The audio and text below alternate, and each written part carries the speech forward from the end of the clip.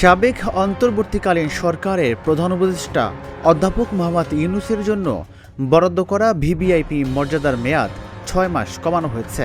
নতুন সিদ্ধান্ত অনুযায়ী 10 আগস্টের পর থেকে তিনি আর বিশেষ রাষ্ট্রীয় সুবিধা বা স্পেশাল সিকিউরিটি ফোর্স নিরাপত্তা পাবেন না। এরপর থেকে তিনি একজন সাধারণ নাগরিক হিসেবে জীবনযাপন করবেন। ইউনূসের বিষয়টি এখন আলোচনার তুঙ্গে সামাজিক যোগাযোগ মাধ্যমে।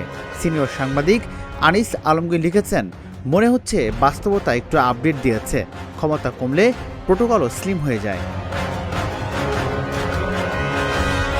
আরেক সাংবাদিক মঞ্জুরুল আলম পান্না শঙ্কা জাগে লিখেছেন, তিনি ফিরবেন তো? সামাজিক অ্যাক্টিভিটিস এবং আলোচিত পিনাকি ভট্টাচার্য লিখেছেন, আসলে কি এসএসএফ সিকিউরিটি কমানো হয়েছে? ইউনূসের এই বিষয়টি নিয়ে উপহাস করে অভিনেত্রী সোহানা সাবা লিখেছেন, আহালি।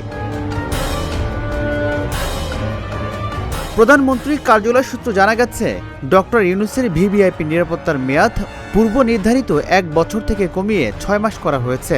উল্লেখ্য, ক্ষমতা হস্তান্তরের মাত্র কয়েকদিন আগে গত 10 ফেব্রুয়ারি এক গেজেটের মাধ্যমে ডক্টর ইউনূস নিজেকে অতি গুরুত্বপূর্ণ ব্যক্তি হিসাবে ঘোষণা করেছিলেন। তৎকালীন প্রজ্ঞাপনে বলা হয়েছিল, দায়িত্ব হস্তান্তরের পর থেকে 1 বছর পর্যন্ত তিনি বিশেষ নিরাপত্তা বাহিনী আইনের অধীনে নিরাপত্তা পাবেন। সেই অনুযায়ী এতদিন তার বাসভবন, কর্মস্থল এবং দেশ বিদেশে যাতায়াতে এসএসএফ সদস্যরা দায়িত্ব পালন করে আসছিল। রাজিবুল ইসলাম, ঢাকা জার্নাল।